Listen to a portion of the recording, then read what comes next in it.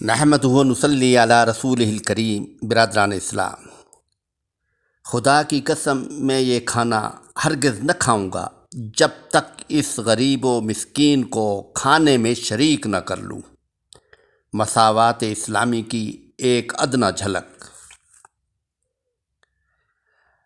امیر المومنین حضرت علی رضی اللہ تعالیٰ عنہ کے زمانہ میں ایک عرابی کا اونٹ مر گیا اور وہ دور دراز علاقے سے منزل طے کرتا ہوا بیت المال سے اونٹ حاصل کرنے کے لیے دارالخلافہ مدینہ منورہ پہنچا۔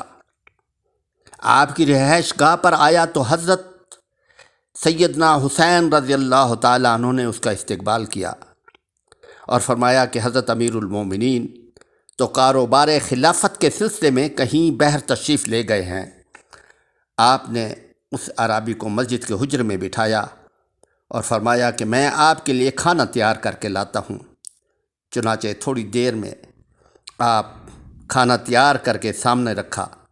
عرابی نے کہا، میں کھانا ہرگز نہ کھاؤں گا جب تک اس غریب شخص کو اپنے ساتھ کھانے میں شریک نہ کر لوں، جو صحن مسجد میں خشک روٹی پانی میں بھگو بھگو کر کھا رہا ہے۔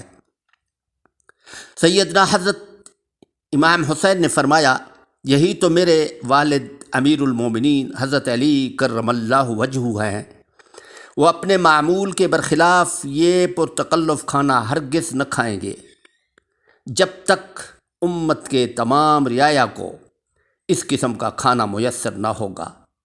عرابی یہ سادگی اور مفلسی نفس کشی دیکھ کر حیران رہ گیا کہ اتنی سلطنت عظیم کے سیاہ و سفید کے مالک کہ یہ سادگی، یہ تقوی اور یہ پرہیزگاری اور ایسی خوش غذا جس کو غریب ترین انسان بھی کھانا گوارا نہ کرے۔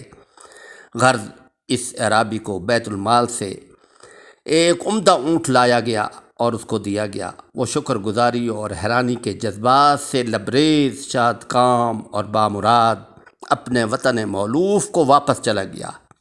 مساوات اسلامی کی ان واقعات سے رعایا پروری کا مقابلہ ہمارے حکام بالا کی ذاتی طرز عمل سے اور ان کے رہائش سے، ان کی عیاشی سے لگائیں تو آپ کو معلوم ہوگا کہ رعایا کے ساتھ یہ کیا سلوک کر رہے ہیں۔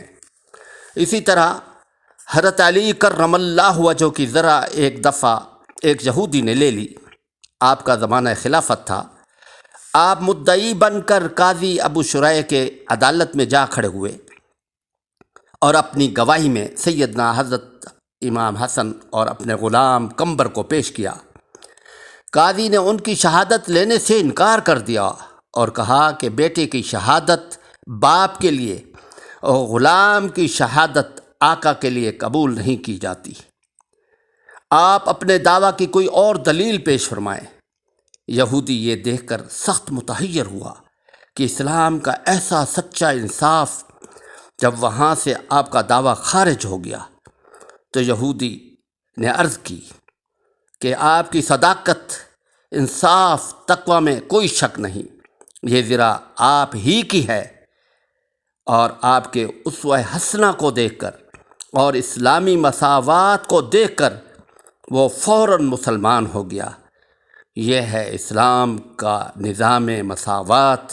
فاعتبروا یا اولی الابصار۔